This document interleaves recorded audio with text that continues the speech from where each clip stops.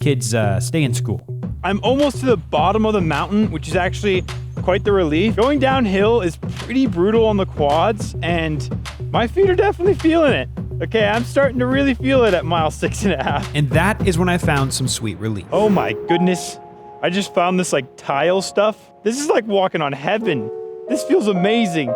Oh, I'm so sick of walking on concrete. This stuff is like flat, smooth, yummy for the feet. It wasn't long after mile 6 that I started to enter a completely new territory, town. Yeah, I'm in a town now. It's pretty cool. I don't want to compare it to something in America because I'm going to get a lot of hate in the comments, but it feels like a mountain town in like Colorado. Oh, I said it. Okay, I said it. I compared it to somewhere in America. Sorry. Okay, I'm not crazy. They even say it looks like Colorado.